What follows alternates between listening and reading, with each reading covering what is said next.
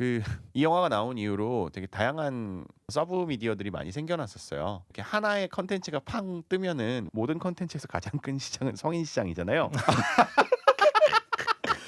야, 좀비와 사랑에 빠진 그런 걸 왜 찾아봐? AV가 진짜 많이 나왔어 그때. 여배우가 좀비인 거죠. 아 여배우가 여배우가 좀비. 본 적 있는 거 같아. 도대체 이런 거 왜 보는 거야 이 사람들? 아니 그게 내가 보려고 본 게 아니라 나 있어. 제목이 너무 특이했었어가지고 궁금해가지고. 제목이.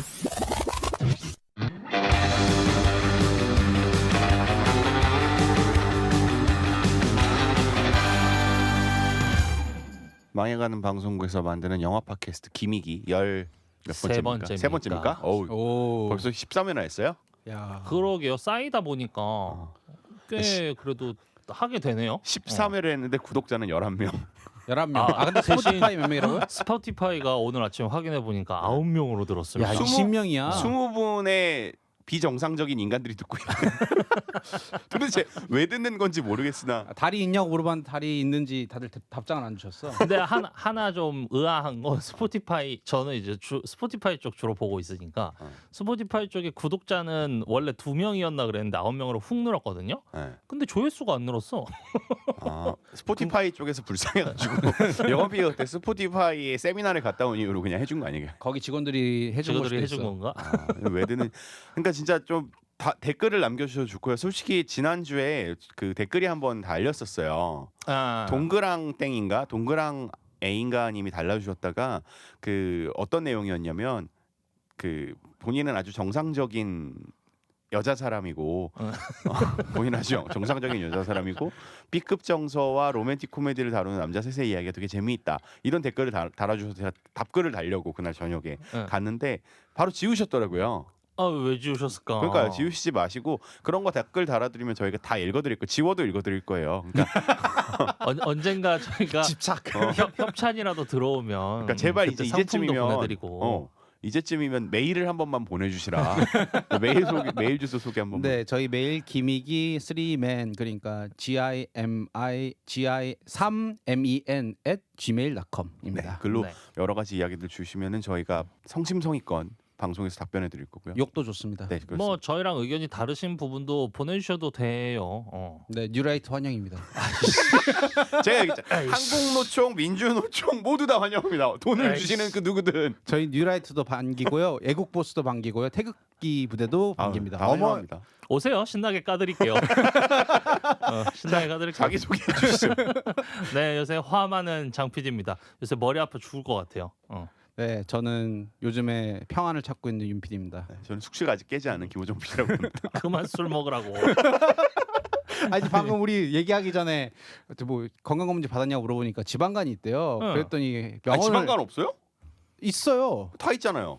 지방간과 위험은 직장인들의 그냥 갖고 다니는 거예요. 근데 저는 의사가 그랬어요. 그러니까 나의 평소에 그 건강검진 할 때 뭐 음주 습관이나 이런 거 적잖아요. 적을 때 보고 의사가 나한테 그러더라고. 이거 생긴 지방간은 저는 지방간 끝물 이제 그 간경화 전 전 단계? 단계인데 이게 술 때문이 아니라 과거에 이제 제가 다른 방송사 있었을 때 하루에 거의 12시간 근무를 한 3, 4년 했거든요. 아마 그때 많이 망가진 거라고 하더라고요. 나는 술 때문 아니야.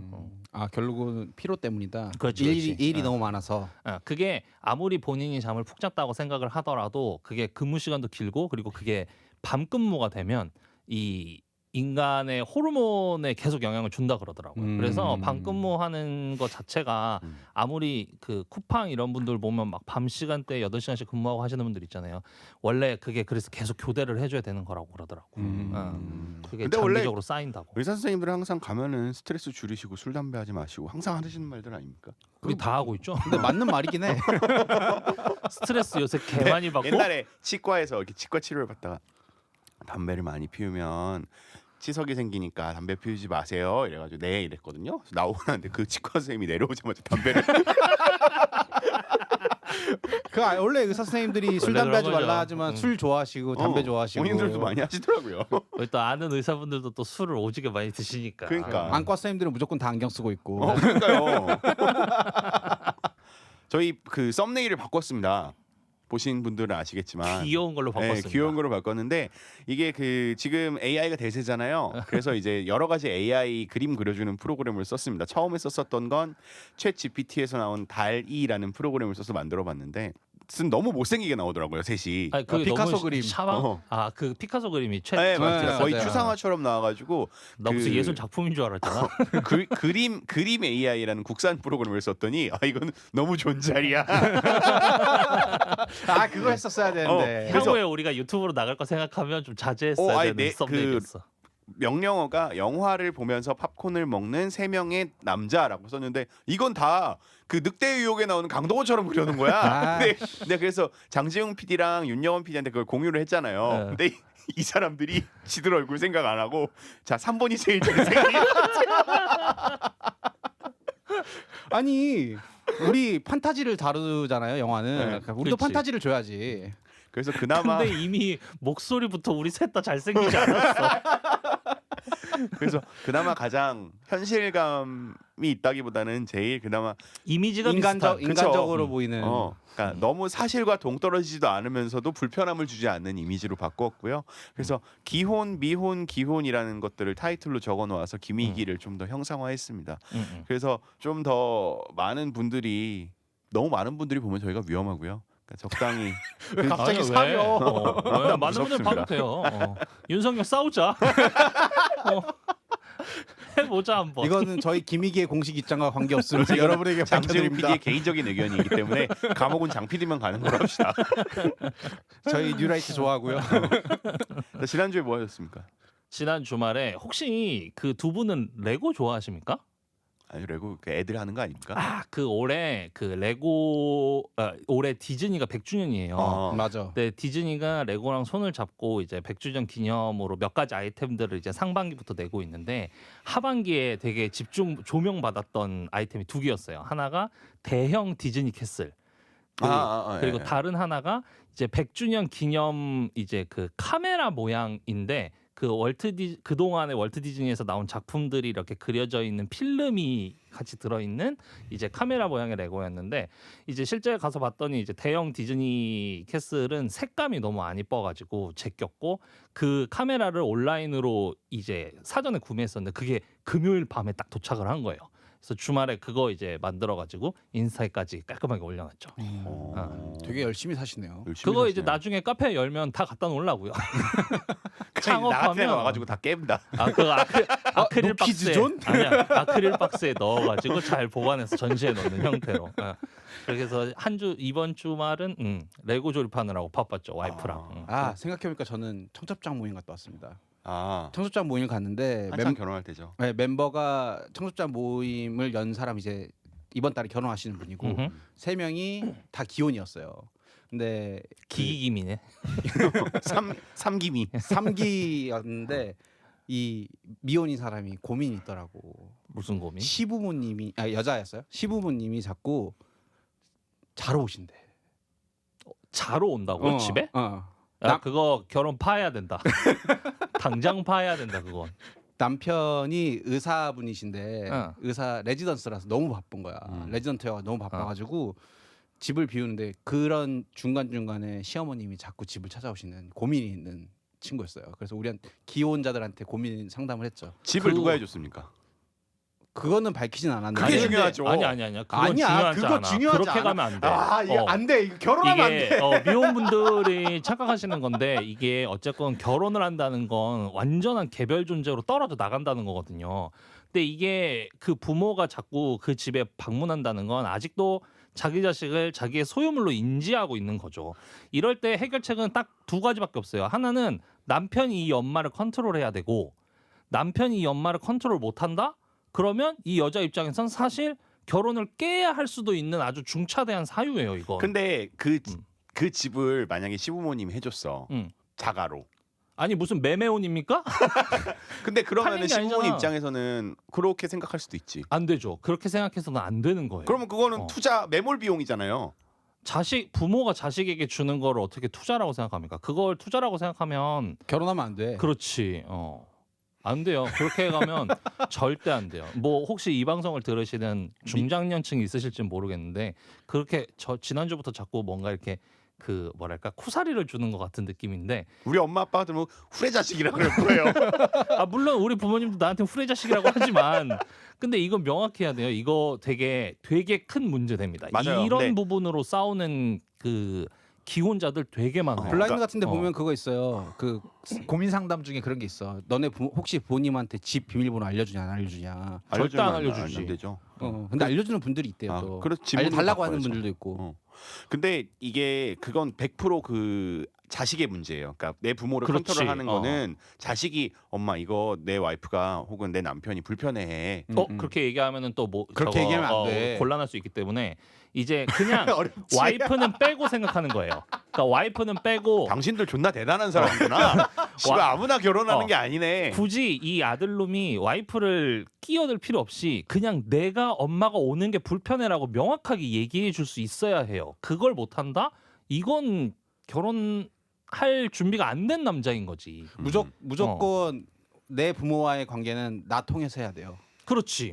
당연히. 내가 여기 내 파트너를 껴들고 어. 얘기하기 시작하면은 그때부터는 그 와이프와 시부모와의 관계가 또 이상해져. 이게 법적으로는 다 가족같이 보이겠지만 다 남이에요. 다 남이라고 생각하고 접근을 해야 돼. 안 그러면 이건 파국입니다. 파국. 오늘 교육 하나 하네. 미혼자 교육. 아니 우리 부모님은 혼자 자취할 때도 집에 잘 안 오시기 때문에 일단 서초구 밖을 벗어나는 걸 되게 싫어하세요. 아니 근데 내가 호정 선배는 그런 부분에 있어서는 크게 걸리지도 않을 것 같아. 본인이 불편해서 아마 오지 말라고 하겠지. 아까 저는 원래 어렸을 때부터 뭔가 우리 가족 여행을 한 번도 안 가거든요. 부모님들이 항상 두 분이 항상 다니시기 때문에 어느 정도냐면 군대에서 내가 휴가를 나왔어. 그래서 집을 들어갔어. 안 계셔? 안 계신 거야. 모르는 여자가 나오는 거야. 모르는 여자? 집에서? 이사 갔대. 나 이거 시트콤에서나 보던 건데. 진짜 이사 갔대. MSG 아니고 진짜? MSG 아니고. 근데 이제 그 당시에 아빠가 그 집을 같은 아파트 단지에서 동으로 옮긴 거야. 아. 101동에서 103동으로 옮긴 거야. 뭐 편지로 알려주거나 전화로도 안 아니, 알려준 거야? 나는 그냥 내가 엄마 가니까 아이고 까먹었네. 그러니까 같은 아파트 단지 내에서 동으로 옮긴 거야. 집을 나갔다고 완벽하게 생각하신 거구나. 그러니까 그러니까 이사라고 생각하지 않은 그치, 거지. 이사라고 본인들이 생각하시지 않은 거야. 그리고 나의 존재를 잊어먹은 거야. 근데 되게 결혼하기 좋은 집이다. 그리고 어느 정도냐면 대학교 1학년 때 술을 먹고 오잖아요. 처음에 이제 늦게 올 때는 혼나지. 대학 갔으니까. 근데 이게 좀 몇 번 되면은 귀찮잖아요. 혼내기도. 그쵸. 그게 잦아졌어요. 근데 다 컸는데. 어느 날 아침까지 술을 먹고 8시 반에 이렇게 집에 왔어요. 그래서 문을 열고 내 방에 딱 앉아 있는데 갑자기 아빠 이렇게 문을 열고 들어오시는 거예요. 그래서 나한테 하는 말이 일찍 일어났네. 없는지 모르는 거야.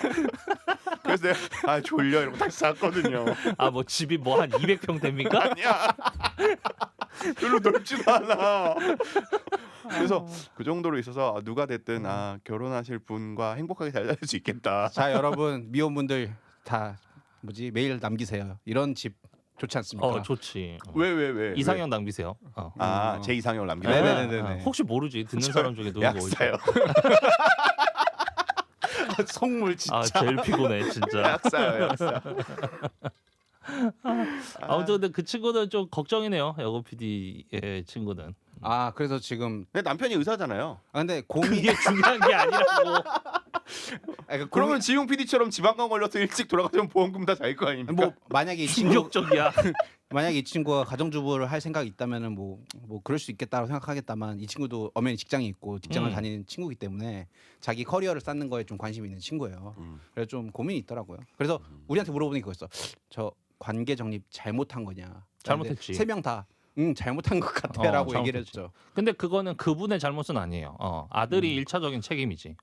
보통 근데 그런 친구들이고 직업이 의사인 경우에는 마마보일 가능성이 높습니다. 그리고 부모님들도 그 아들을 내가 키웠다라는 자부심이 되게 높을 거라서 조금 더 지배 욕구가 강하실 것 같긴 해요. 처음에 들었을 때 그게 좀 걱정이긴 했는데 좀 그 정도까지는 아닌 것 같아서 이제 그게 쌓일 거예요. 쌓일 거. 그러니까 이제 다시 쌓일 정립해라라고 우리가 알려주긴 했었죠. 근데 그게 이제 해결해 나가야 되는 거죠. 그 남자가. 그쵸. 지옥문이 열릴 겁니다. 웰컴 투 유부월. 우리 MBN 내는 겁니까? 약간 알토란 같았어. 아, 이게 사람이 잘 바뀌지 않거든. 사람이라는 게 바뀌지 않아서 아마 시부모님도 안 바뀔 거고요. 남편도 예비 남편 네, 또 예비 남편. 갑자기 전형적으로 태도가 바뀌어져가지고 뭐 엄마를 컨트롤하려고 한다거나 이러지 않을 거란 말이죠. 근데 아마 여기서 가장 큰 핑계가 항상 그게 있더라고요. 너무 바빠서. 그러니까 누가 레지던트니까 맨날 이제 그 뭐라 그러죠? 순환근무라 하나? 그런 거 나가고 이제 밤 늦게 들어오고 뭐 이러니까 그걸 자꾸 핑계로 대는 것 같더라고요. 바쁜 건 핑계가 안 돼요. 맞아. 바쁜 건 전쟁통에도 자기가 진짜 애는 태어나는데. 좋아하고 정말 사랑하면은 그 사람을 위해서 모든 걸 다 던져버리고 빠져 들어갈 수 있어야죠. 그건 동의. 응. 그건 동의. 아니 섹스리스 부부들도 와가지고 바빠서 못했습니다는 이게 핑계가 안 된다고 그랬어요. 아니 진짜요. 요즘에 그 막 쉬는 부부 이런 거 나오잖아요. 바빠서는 핑계가 안 됩니다. 맞아. 바빠서는 맞아. 핑계 아니야. 전쟁통에도 사랑은 이루어지니까. 그럼요. 멜로디스 봐봐요. 우리 연애할 때만 생각해도 어떻게든 시간 내서 가잖아요. 내가 예전에 그 일본에서 살고 있는 친구랑 롱디 할 때는 아예 그냥 한 학기 수업을 통으로 날리고 그냥 도대체 일본으로 지금 PD는 날아갔다니까. 얼마나 많은 사람을 만난 겁니까? 아, 나 이번 거는 와이프 못 들려주겠네. 지난주 건 아니 들려줬는데. 늘 새로운 여자가 나와. 지난주 건 들려줬는데 오늘 야 건 안 진짜 되겠다. 대단하네. 난 장지웅처럼 살고 싶어. 내 리즈 시절이 있었는데. 야, 한 학기를 날리고 일본까지 가서 사랑을 찾는다라. 야. 그럼요. 로맨스 바빠서 영화를 못 볼 가는- 필요가 없어. 뭐 바빠서 못 간다는 건. 자 그런 그거야. 의미에서 대통령과 영부인은 찐사랑이십니까? 아이씨.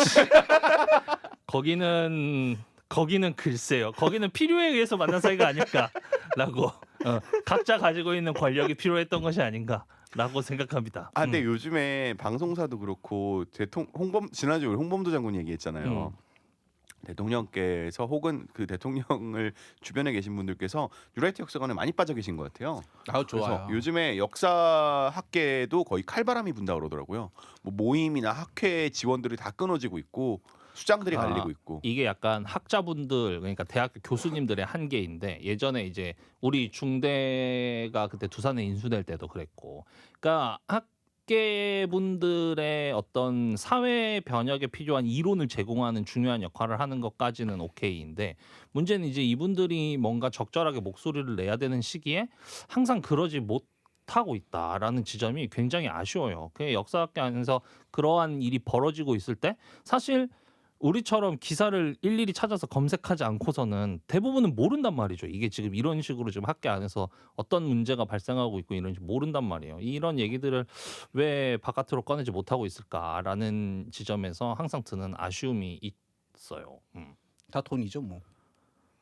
아니 그렇게 단순한 문제는 아닌 것 같기는 해요. 어쨌건 연구를 하시는 분들의 성향들 자체도 그렇게 이렇게 겉으로 막 메시지를 내시는 스타일들은 아니실 거라고 생각은 하니까 이해는 하지만 지금 같은 시기는 사실 개인적으로는 굉장히 비상시국이라고 생각하는데 여전히 계속 그냥 그렇게 학계에만 머물러 계시는 게 적절한가 좀 고민이 드네요. 특히 요즘 이 홍범도 이슈와 관련해서 역사학계가 이렇게까지 조용할 문제인가라는 생각? 이 사료가 얼마나 많습니까? 홍범도 장군과 관련해서 홍범도 장군뿐이겠어요. 뭐 어쨌건 지지난주에 김원봉도 걸고 넘어갔으니까 그 당시 시기에 항일 운동을 하다가 공산당에 입당을 하거나 공산주의자라고 스스로 천명한 혹은 거기서 더 나가서 무정부주의자를 스스로 밝힌 사람들까지도 그분들이 그 항일 활동들을 하면서 남겼던 각종 사료들이 굉장히 많은데 지금 이런 식으로 이 공산주의라는 이 뭐랄까 절대악을 상정해가지고 거기 기준에 걸려 들어가면 다 제끼려고 하고 있는 이런 상황에서 역사학계가 아무런 얘기도 못하고 안 하고 있다 이건 되게 큰 문제라고 봅니다. 그러니까 지금 뭔가 그냥 막 하는 것 같아요. 그러니까 상식적으로 뭔가 이상한데라고 일반 사람들이 느끼고 있음에도 불구하고 그냥 막 하는 거예요. 어저께 그거 보셨습니까? 국정원에서 국정원장이 정보위원장인데 후쿠시마 수산물 관련해서 여러 가지 막 반대들이 많잖아요. 반대도 있고 찬성하는 사람들도 있고 이제 이게 어쨌든 민주주의라면 이게 공문장에 올라가서 여러 토론과 토의를 통해서 막 서로 공방을 해서 거기서 이제 맞는 방향들을 나아가는 게 맞는 건데 북한에 사주다라고 해버리니까 빨간색 테이프 붙이면 쉽잖아요. 그 기사의 베스트 댓글이 그거였어요. 나도 모르는 사이에 내가 간첩이었네. 그러니까 신기하더라고요. 신박하더라고 2020년대.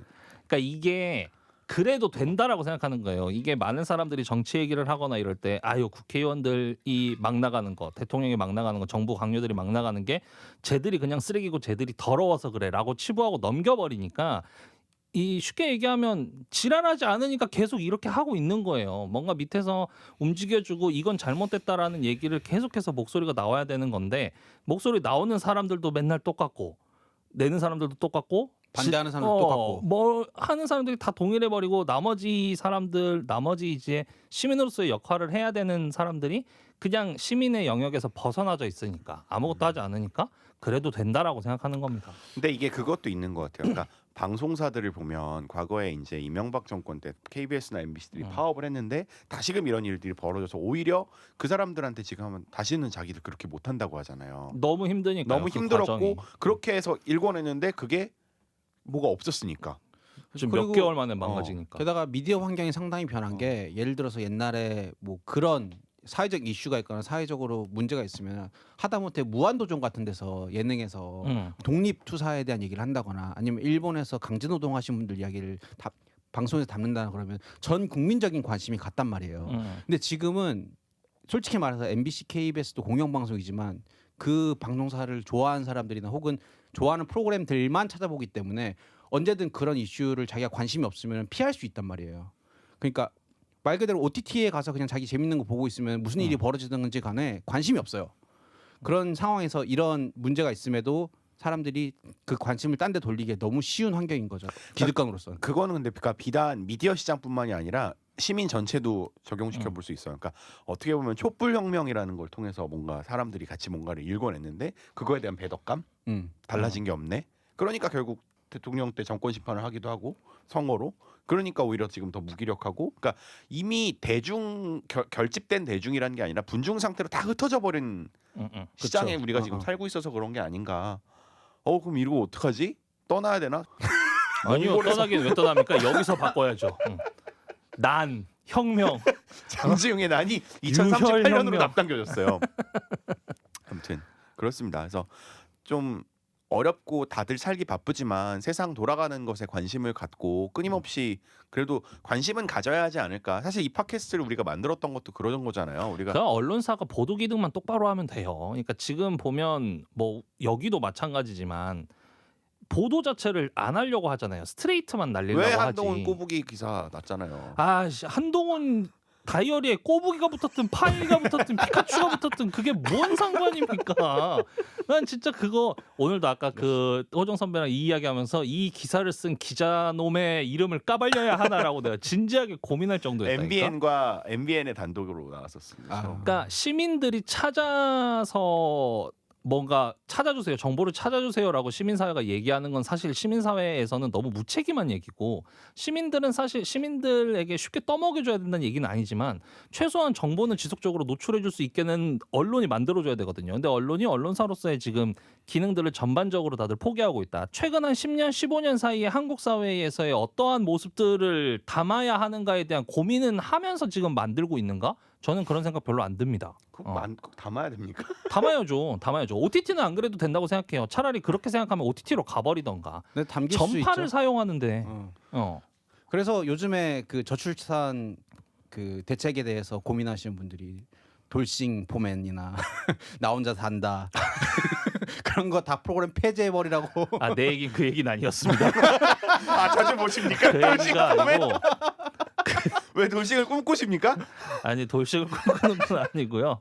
그러니까 그런 프로그램들도 필요할 수는 있겠죠. 근데 그게 어쨌건 소비되는 패턴을 보면 다 그냥 가십거리로 지금 소비되고 있는 거잖아요. 예를 들어서 이런 거예요. 뭐 예를 들어서 어제 결혼지옥 방송했었죠. 그 결혼지옥 같은 프로그램이 있다고 봤을 때 이걸 단순히 그냥 둘 부부 사이의 이야기로만 계속해서 그렇게 치환하는 방식이 맞느냐라는 거예요. 그건 예를 들어서 뭐 어제 나왔던 건 굉장히 뭐 폭력적인 남편이 나온 것 같던데 기사를 보니까 과연 부부관계 사이에서 폭력성을 드러내고 있는 남성의 모습이 그 사람 하나겠습니까? 아니겠죠. 분명 그것도 하나의 어떤 양태로서 나타나고 있을 거고 다수일 거고 그러한 상담 내역도 굉장히 많겠죠. 그렇다면 예능을 만들 때 뭐 모르겠습니다. 뭐 물론 저는 예능적인 성향이 강한 사람은 아니라서 그게 재미있냐 없냐를 떠나서 최소한 어쨌건 그 프로그램이 다 많은 사람들에게 좀 의미 있게 좀 전달되기 위해선 그 스토리를 좀 더 넓게 펼 수 있어야 되는 거 아닌가. 그런 얘기들이 넓어져야 되는 거 아닌가라는 얘기들을 이제 하는 거죠. 저의 주장은. 재미있는 사실 하나 알려드릴까요? 그 결혼지옥 교양에서 만듭니다. MBC 교양국에서 만드는 프로그램이에요. 교양도 예능화됐어. 예능국에서 만드는 프로그램이 아니에요. 교양도 예능화됐어. 그거의 타겟은 사실 우리가 아니에요. 40, 50대 어르신들이지. 그렇죠. 보통 그런 분들이 많이 보는 것들이지. 그러니까 아무튼 예능의 비중도 너무 높고 단순 예능도 너무 많고 지금 필요한 거는 그런 것들이 아니다. 뭔가 예전만 해도 예전에 뭐 느낌표 같은 프로그램 얼마나 잘 만들었어요. 그렇죠. 그런 예능이 필요하다는 거죠. 지금 필요한 건 그런 걸 공영방송이 해야 된다는 거고 그래야 공영방송이 필요하다는 어필도 할 수 있는 거지.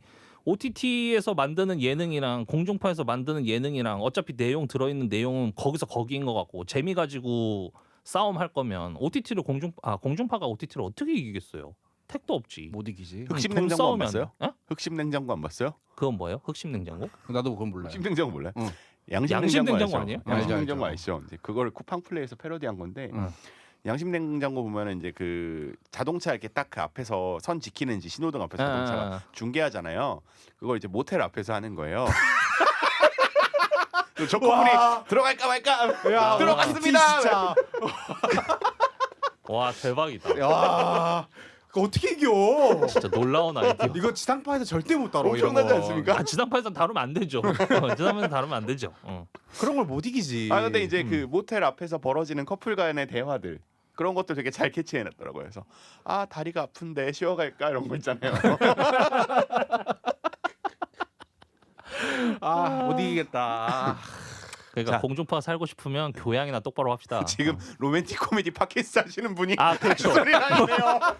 그렇죠. 제가 지금 참 13주째 로맨틱 코미디 팟캐스트라고 근데 저는 했는데 12주 동안 계속해서 항상 이 영화를 얘기하면서도 항상 사회 참여적이고 사회 주도적이고 필요한 메시지들을 아니에요. 계속 너의 언급해 결혼식 왔었다. 볼 때는 안 그랬어요. 욕했잖아. 그래서 사회 참여식이 아니라고. 아니다.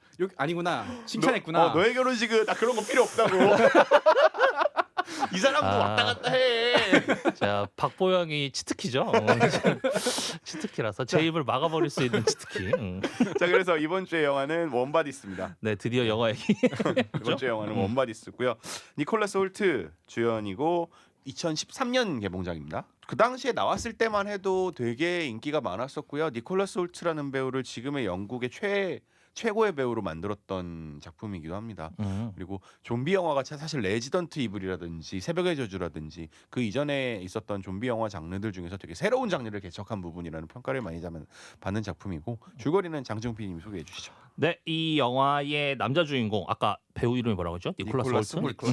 이름이 알파벳 R인 좀비입니다. 이 공항에 모여 살고 있어요. 이 좀비들은 서로 근데 보면 우리가 보통 좀비 영화에서 떠올리는 그런 좀비의 형태가 아닙니다. 서로 그르렁거리면서 대화도 하고 친구도 있는 좀비들이에요.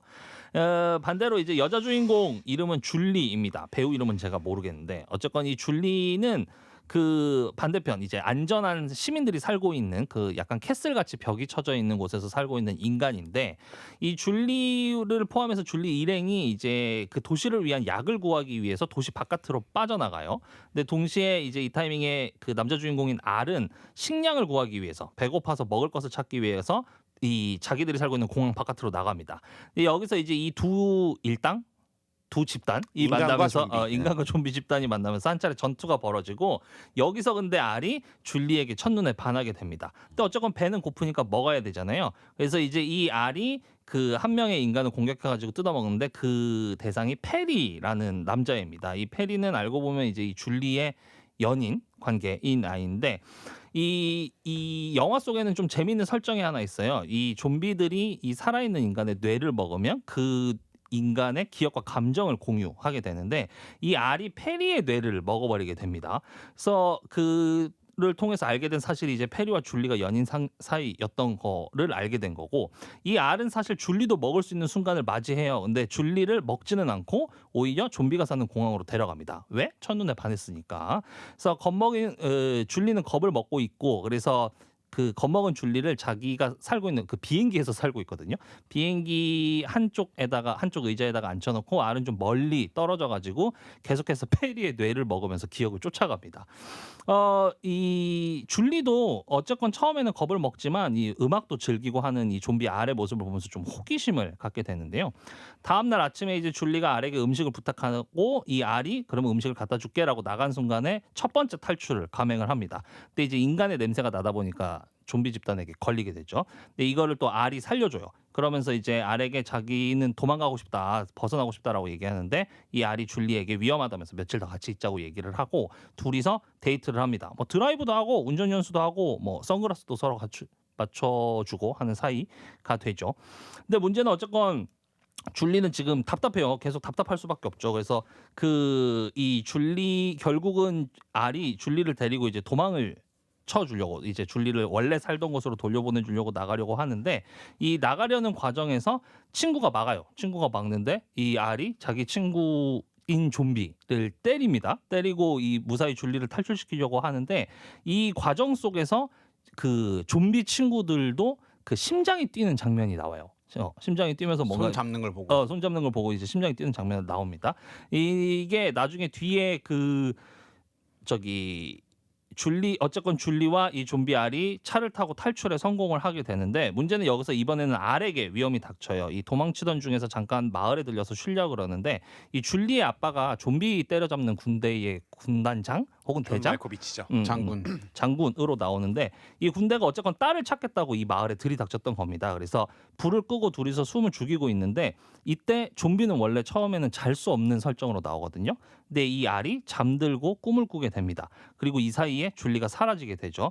근데 이제 줄리는 다시 도시로 돌아가고 알은 이제 친구들과 재회하려고 다시 돌아가는데 이 알이 그 자기의 친구들을 보니 친구들도 변화가 생기고 자기도 변화가 생기고 마치 살아있는 것처럼 변화가 생기면서 아 이제 좀비는 사람을 공격하지 않을 수도 있다, 같이 살 수 있다라는 가능성을 보고 줄리에게 알려주려고 갑니다. 어쨌건 그 페리의 기억 속에 있었던 그 뒷구멍 길을 따라가지고 줄리에게 도착을 하고 이 줄리를 만나서 자신의 상황을 설명하고 이 줄리는 알의 상태와 뭐 이런 이야기들을 보고 본인의 경험도 있으니까 아버지에게 이 사실을 보고를 하는데 아버지가 일단 1차적으로 까버리죠.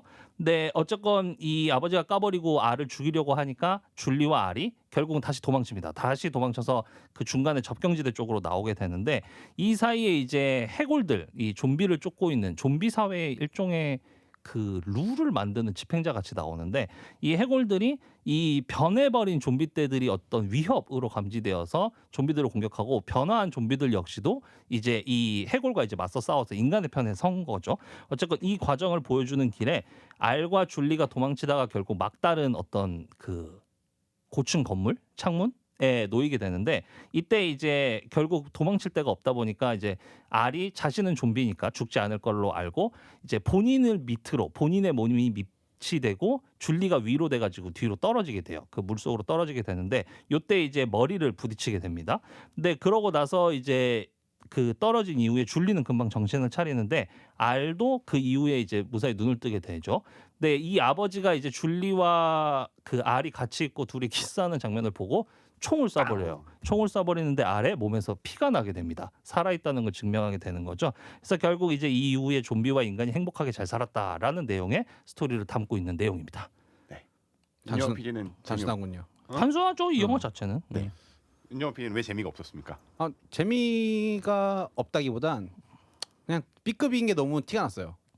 B급이죠. 사실 B급인지 몰랐어요. 완벽하게 내가 이 영화를 왜 골랐는지가 이 영화를 보다가 기억이 났어요. 이게 2013년에 개봉하고 나서 그 흔히 그 영화 사기꾼이라고 표현하죠. 그 S 방송 우리는 상관없겠구나 얘기해도 SBS에 그 영화 프로그램 보면 김경식 씨 나오잖아요. 그거 KBS 아니야? 그 K인가? KBS. 근데 어쨌건 김경식 씨가 이 영화랑 다른 영화를 비교하면서 설명을 하는데 이 영화가 너무 재밌게 보인 거지. 그 영화 다른 영화는 뭐였습니까? 그건 기억이 안 나요. 그건 별로 재미없게 보였어. 근데 이 영화가 너무 재밌게 보였던 거야. 그래서 이제 이 영화를 그때 킵해놓고 보자 그랬던 건데 이제 그때는 B급인지 몰랐었어요.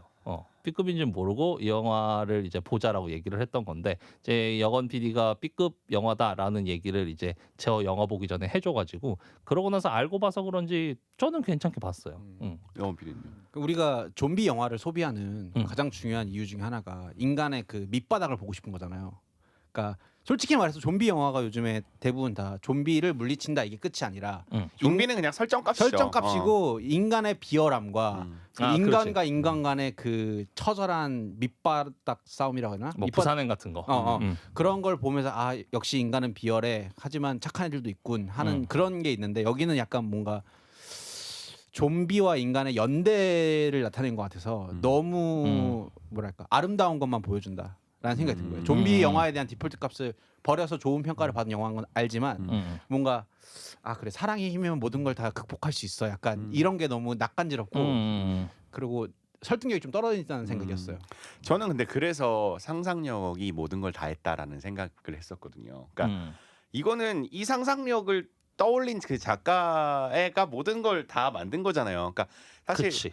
좀비가 의식이 있다. 그래서 나레이션이 들어가요. 그죠. 처음부터 시작부터. 그러니까 저는 그 상상력이 되게 독특하다는 거죠. 왜냐하면 좀비라는 것들이 만들어졌을 때 그 스테레오타입은 인간성을 상실하고 오로지 배급폰만을 쫓는 그런 몸뚱이만 살아있는 무섭고 악한 존재. 로 이제 부두교에서 나온 신화를 바탕으로 만들어진 캐릭터인데 걔네가 만약에 의식이 있다면 요 퀘스천 마크 하나로 이 영화를 풀어간 거고 자 의식이 있어? 그러면 그 좀비가 할 수 없는 가장 인간적인 가치는 무엇이지? 사랑. 좀비와 인간이 사랑을 하겠구나. 그래서 이 좀비물을 저는 그 좀비라는 캐릭터를 사용해서 로미오와 줄리엣에 갖다 넣었어요. 그 그렇지. 베란다 씬이 그 베란다 씬을 베란다 오마주한 씬도 거잖아. 그렇고 모든 설정이 로미오 왜냐하면 아버지 반대하죠. 심지어 여자 이름은 줄리예요. 남자 그러네. 이름은 알이에요. 로미오. 알의 친구는 그 머큐시오라는 로미오의 친구가 있는데 그래서 M인 거고 그리고 심지어 그 저기 누구야? 그 남자 이름이 페리죠. 페리는 실제로 줄리엣의 연인이었던 페리스를 의미하는 것 같아요. 그러니까 그러네. 다 엮어놨어요. 그러니까 그래서 똑똑해. 몸을 냄새 싫어한다면서. 내가 또 섹스피어를 존나 좋아하지. 그래서 아무튼 그래서 이거를 로미오와 줄리엣에 가지고 왔구나. 그래서 사실 만나서는 안 되는 두 집단을 어떻게 사람들에게 그러니까 불편한 설정이잖아요. 어색한 설정이잖아요. 그래서 로미오와 줄리엣의 플롯을 가져왔구나라는 생각을 했었고 그러다 보니까 니콜라스 홀트가 너무 잘생겼어요. 사실 현빈과 되게 닮았거든요.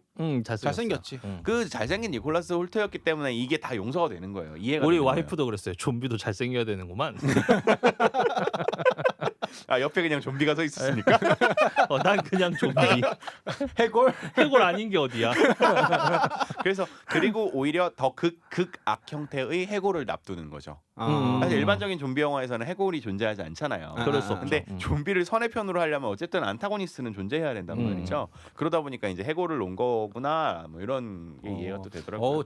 재밌는 해석이다. 그러니까 저도 비슷하게 봤는데 저도 그러니까 이 영화를 처음 고를 때는 좀비 영화라고 생각을 해서 골랐던 건데 좀비 멜로 이렇게 묶여져 있는 좀 독특한 영화다 그래서 골랐는데 사실 처음 나레이션이 나오는 그 장면을 보자마자 이 영화는 좀비 영화가 아니다라는 생각을 먼저 했어요. 그러니까 얘기한 것처럼 어쨌건 우리가 보통 그려지는 좀비의 모습은 머리는 없고 그냥 말 그대로 몸뚱이만 움직이는 존재일 뿐인 거니까 나레이션을 하고 생각을 하고 친구가 있다라는 초기의 그 설정값만 두고 봤을 땐 이미 이거는 좀비 영화로서가 아니라 그냥 무언가 다른 두 집단 사이의 연애라고 생각을 로맨스물이라고 생각을 하고 이제 영화를 그냥 처음부터 끝까지를 그냥 보게 된 거죠. 그래서 뭔가 이 영화를 볼 때에 제가 들었던 생각은 그냥 서로 다른 존재가 충분히 만날 수 있다.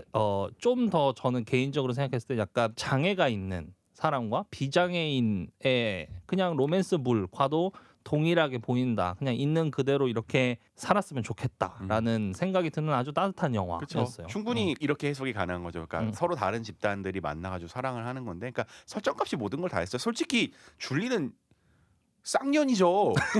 아니 자기 남자친구를 먹은 남자한테 사랑에 빠져? 안 그래요?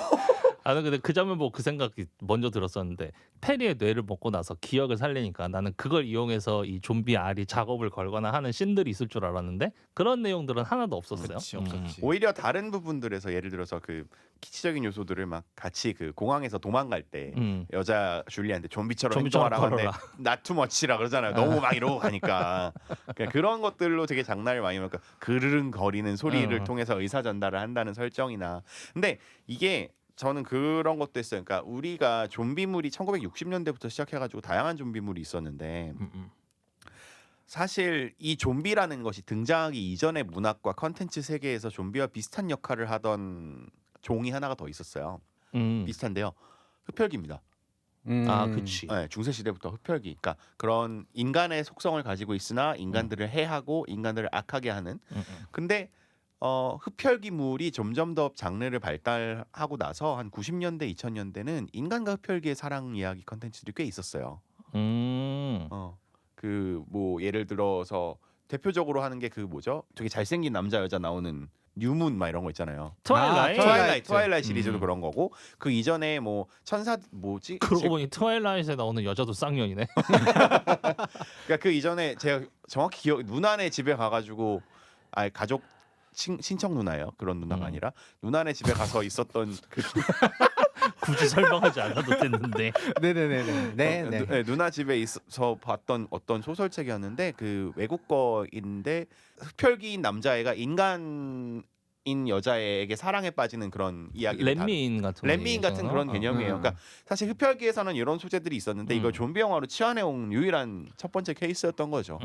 그리고 이걸 바탕으로 그러니까 좀비와 인간의 사랑을 그렸던 건 사실 이거 말고는 없었던 것 같아요. 그렇죠. 이게 그래서 좋은 평가와 높은 평가를 받긴 했죠. 네, 저는 조금 그런데 해석이 좀 달랐어요. 왜냐면 그 좀비 영화를 보면서 항상 이제 리뷰나 이렇게 먹물 냄새 나는 평론가들 얘기를 보면서 항상 좀비 영화를 왜 사람들이 좋아하는가에 대한 분석들이 되게 많거든요. 근데 그런 거에 대한 분석들을 보면 대부분 다 하는 얘기가 60년대부터 이 장르가 되게 발달해 왔는데 그 이유를 꼽는 것 중에 하나가 좀비물이 흥행할 때 물질 만능주의와 소비 중심 사회가 상당히 대두되기 시작했던 거죠. 그러면서 좀비 형상을 보면서 사람들이 실제로 경쟁하면서 남을 물고 뜯고 남을 잡아먹는 거에 대한 표상을 거울화해서 콘텐츠로 소비하면서 대리 만족을 느낀다는 거죠. 그래서 그런 걸 보면서 이번 영화를 그거를 배경 지식을 가지고 보니까 약간 그런 느낌이었어요. 물질 만능주의인 사회에서 사람들이 사랑을 하면 연대를 할 수 있고 연대를 통해서 이런 우리가 소비주의 사회, 물질 만능주의 사회를 극복할 수 있고 약간 그 해골 같은 애들은 요즘에 그 칼부림 사건 하는 그런 살인자로서의 전 해석이 되는 거예요. 사회에서 아웃데이티드 된 사람들을 물리칠 수 있다라는 식의 해석을 저는 했어요. 그것도 괜찮네. 괜찮은 해석이네. 그러니까 사랑을 통해서 뭔가 만들어지는 그 악을 멸할 수 있다. 그렇죠. 그러니까 그런 거예요. 그러니까 사랑하고 싶다. 그 연대 근데 연대에서 말하는 사랑이 꼭 그 남녀 간의 에로스적인 사랑만 얘기하는 건 아니거든요. 그러니까 보통 우리가 사랑이라고 얘기를 할 때에 가장 좁은 의미로서가 남녀 간의 사랑이지만 넓게 그 사랑의 의미를 넓히면 넓힐수록 사실 그냥 아가페적인 아니 인류의 폴리아모리 아니고 인류의 내가 얘기하고 싶은 건 인류의 쪽입니다. 폴리아모리 얘기가 아니고 인류애와 같은 이제 감정이 기반되어야 연대할 수 있다라고 얘기를 하거든요. 그런 측면에서 봤을 때는 이런 해석이 맞아 보이죠. 그러니까 우리 사회에 정치에도 관심 없고 약간 세상 돌아가는 거에 관심 없는 사람들이 관심을 갖도록 따뜻한 마음을 가지면 그러니까 사람들이 그러니까 저 얘기가 내 얘기 같다라는 느낌이 와야지. 그렇지. 그게 중요하다라고 알려준 영화가 아닌가. 사실 좀비물이라는 것 자체가 처음에 런칭됐었던 이유도 여건 PD가 얘기한 이유랑 되게 비슷한데요. 그러니까 우리가 그 당시에 이제 인간들 아무런 그 이제 그 베트남 전쟁을 미국에서 이제 막 시작할 때 60년대에 아무런 생각이 없이 대중매체들 그대로 받아들이는 그 대중들 그런 사람들을 비판하고자 좀비란 개념을 사실 대중매체로 갖고 온 건데 이제 이게 우리나라에서는 좌좀으로 오히려 역으로 사용되는 오랜만에 들어본다.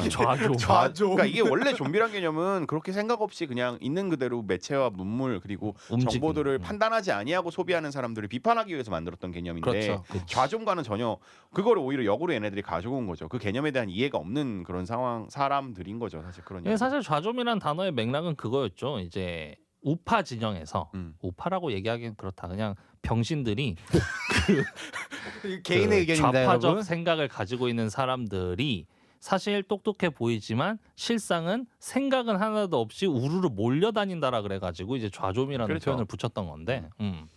무비판적 수용을 비판하는 거죠.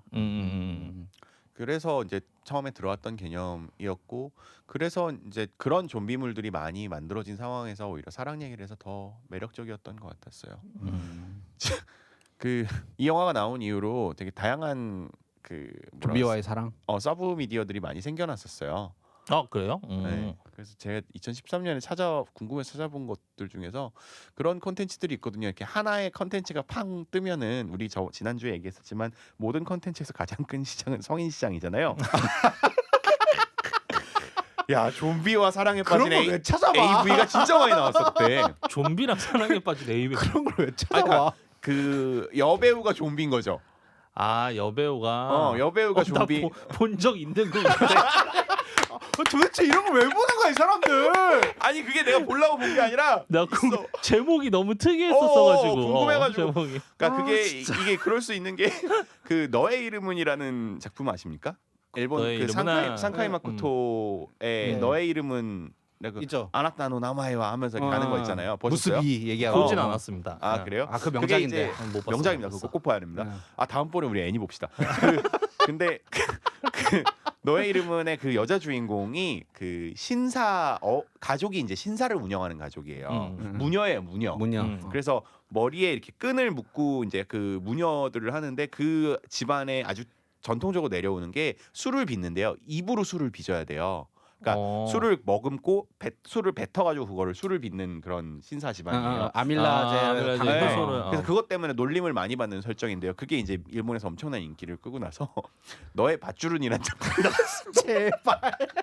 맞아, 그런 리메이크 진짜 많이 그래요. 나와. 맞아. 그래서 맞아. 그러니까 왜냐면 성인 산업은 그냥 다 엮으면 돼요. 다 엮으니까. 근데 맞아. 그게 되게 인기가 많았어요. 그러니까 허접하접 스토리. 너의 밧줄 무슨 스토리일지 너무 궁금하다. 아니, 근데 내가 너의 밧줄은 보지는 않았는데 그게 어디 커뮤니티에 돌아가지고 그것만 봤는데 그 포스터만? 포스터만 봤는데 그 애니메이션 포스터랑 똑같아요. 생긴 거는. 진짜. 생긴 건 똑같아요. 여배우가 대신 그 머리끈을 온몸에 묶고 있어요. 하필 또 명대사 중에 하나가 무스비가 있잖아. 묶음. 그래서 그 커뮤니티에 도는 것만 봤었는데 골 때리다고 해서 이 그 뭐야 원바디스. 원바디스 나온 이후에 좀비물이 그렇게 많이 나왔습니다. 설정들은 다 비슷해요. 뭔가 지하실을 이렇게 들어가면은 도망치지 못한 좀비가 있어. 철장에 갇혀 있어요. 이게 지금 생각해보니까 그런 거네. 그 당시에 좀비로 나왔던 게 지금은 이제 그 시장이 리얼돌로 넘어온 거랑 비슷한 거죠. 리얼돌도 사실상 움직이지 못하는 어쨌건 몸뚱이만 있는 거잖아. 몸뚱이만 있는 거를 희롱하고 이런 건 동일선상에 있다고 보여지는데. 그렇죠. 과학적이네. 참 인간들 참 과학적이야. 아니 근데 이제 이게 헨타이물이라 그래가지고 밧줄로 묶는 거는 되게 예전부터 전문 용어 나오기 쉽겠다.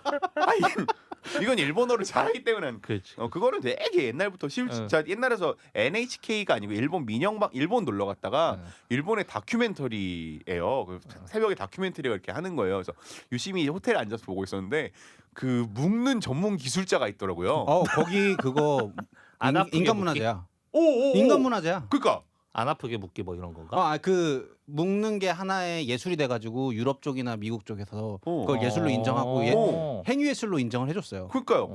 그 묶는 전문가 할아버지가 계세요. 그래서 이거를 이렇게 압박하면은 아프지가 않고 잘 고정됩니다. 막 이런 걸 하더라고. 그리고 시연회도 해. 진짜? 공개된 근데 여기서 장소에서. 얘기하는 그 시안회가 그 사람 묶는 밧줄은 아니겠지. 사람 묶는 밧줄. 사람 묶는 게 이제 그래서 인간 그러니까 다큐를 하더라고요. 묶는 사람 다큐를. 그래서 행위예술로 야, 인정받았어. 일본은 위대한 나라구나.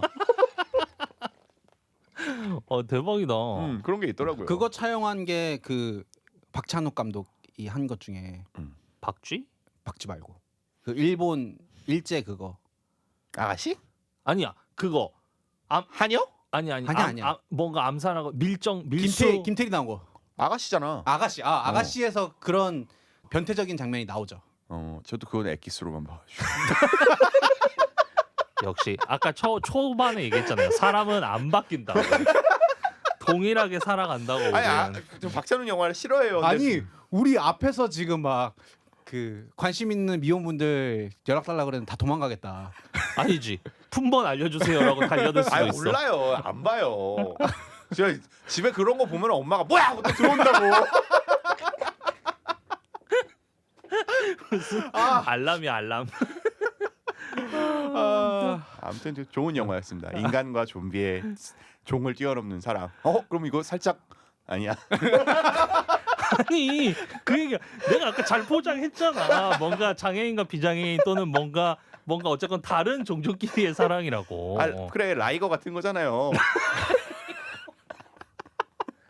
돌겠네. 사람들의 연대와 사랑 그리고 라이거 아름다운 인류의 얘기를 혼종 교배 이런 거. 우리 이제 조만간 그 여의도 순복음교회 같은 데 가지고 이제 연락 오는 거 아닙니까? 이거 문제 있다고 컨텐츠에? 정말. 하여튼 그런 여기 영화였습니다. 돌아와서 네. 저는 근데 마지막에 그 장면이 제일 되게 인상적이었어요. 그 벽 폭파되는 장면. 마지막에 경계를 보면 없앤다. 경계를 없애잖아요. 근데 그거 딱 보자마자 나랑 와이프랑 동시에 베를린 장벽이다. 그러니까 그런 요소들을 되게 많이 집어넣었어요. 근데 이제 그 당시에 실물로 있었던 베를린 장벽은 무너졌지만 과연 진짜 베를린 장벽이 무너졌나? 우리나라에는 여전히 남아 있는 것 같다라는. 아니 철책선이 있잖아. 아니 그런 의미를 떠나서 철책선은 남과 북을 나누고 있는 건데 우리 안에 지금 공산주의자와 나머지를 지금 가르고 있지 않습니까? 그런 의미에서. 그러니까 근데 이 영화가 의도적으로 그런 장면들을 많이 넣었어요. 저는 왜 좀비들이 공항에 모여 살까? 왜 그 공항에? 고민 안 해봤는데. 그래 좀비물들 중에서 쇼핑몰에 몰려 사는 사람들이 많잖아요. 그러니까 장르에서 그게 소비주의에 대한 비판을 함축한다고 해석하는 사람이 되게 많거든요. 그것처럼 공항도 뭔가 의미가 있긴 했을 것 저는 같아. 난민 같다는 생각을 했었거든요. 국적이 없는. 영화 터미널처럼. 그러니까 공항은 되게 중립적인 오늘 곳이에요. 다들 멋있다. 오늘 우리 무슨 일이야 오늘? 내가 좀 섹시한 것 같아. 오늘 무섭다. 어떻게 밧줄 전문가 해볼까? 내 좀 묶었어. 그래서 공항 좀 전까지 그거 헨타이 이거 날려 그거 빨리 편집해. 근데 그 왜 공항일까를 좀 유심히는 게 난민이겠구나. 어디에도 속하지 못하는 그러나 소속을 갖고 싶어하는 그런 사람들을 그렇기 때문에 얘네가 공항으로 설정하고 비행기에서 잠을 자고 하늘을 나는 꿈을 꾸고 그런 목적이겠구나. 그러니까 그런 식으로 되게 잘 짜여놨어요. 생각해 보니까 인간과 좀비가 같이 만나서 해골과 싸우기 시작한 장면도 경기장이었어. 맞아. 럭비 같이 경기장이었어요. 근데 경기장 같은 경우에는 스포츠맨십으로 싸우는 경쟁하면서 서로 간에 리스펙을 하는 공간인 거잖아요. 우리 좀 괜찮은 것 같아 오늘. 이러면 안 돼. 우리 컨셉 무너진 거 아니에요? 원래 우리가 병만 아니었나? 어떻게 그럼 다음 주 영화는 그 너의 밧줄은으로 하면 너희 이름으로 합시다. 최초로 이제 우리가 AV로 품평하는 그런 팟캐스트화가 되는 겁니까? EDD 20이 보고 해야 되는 거 아니야? 나 와이프랑 못 보잖아. 그러면 언제 볼 거야? 나는 볼 오빠 데가 다음 없어요. 주 영화 뭐야 알아 물어보면 어떻게 대답해? 작품을 볼 수 없어. EDD 20이요. 진짜 아무튼 웃기네. 즐거운 영화였었습니다. 그래서 되게 그러니까 지나치게 막 어려운 것도 아니고 지나치게 그렇다고 의미가 없는 것도 아니고 그냥 적정하게. 근데 그게 B급의 장점인 것 같아요. 그러니까 적당히 똑똑한데 똑똑함을 알리면서도 살짝 조금씩 다 비틀었어요. 블랙 코미디도. 그 비틀음이 되게 좋았던 것 같아요. 적절한 비트, 적당한 비트. 그걸 또 너무 많이 비틀어 버리면은 마탱이가 가버리는 건데 너의 밧줄은처럼 너무 비틀었잖아요. 근데 이게 적당히 비트는 것에서 주는 쾌감. 그래서 그리고 우리가 되게 잘 알고 있는 플롯, 로미오와 줄리엣이라는 플롯을 갖고 왔을 때의 장점, 그런 것들이 엮여져서 좋았던 것 같습니다. 그럼 다음 주 영화는 너의 이름은 갑니까? 저만 안 봤는데요. 괜찮아요, 두 분? 너의 이름은 근데 어디 있지? 왓챠에 또 있나? 보면 돼요. 사실 저 원바디스도 옛날에 한번 봤어서 2배속으로 봤습니다. 진짜요? 저는 처음 보는데 2배속으로 봤어요. 그렇게 1배속으로 진지하게 볼 영화는 아닌 것 같더라고. 너의 이름은 왓챠와 웨이브에 있는 것 같네요. 또 웨이브 결제군요. 이거 돈 어디서 봤어요? 네이버에서 봤어요, 다들? 웨이브요. 저도 웨이브에서 봤어요. 저도 웨이브에서 1,100원. 웨이브 1,100원 결제하고. 그냥 우리 같이 결제하고 돌려볼 걸 그랬네요. 그러지 말라고 넷플릭스가 정책을 내고 있지 않습니까? 자, 그럼 다음 주 영화는 너의 이름은입니다. 너의 이름은. 네, 오케이. 다음 주에 14화로 찾아뵙겠습니다. 안녕. 안녕.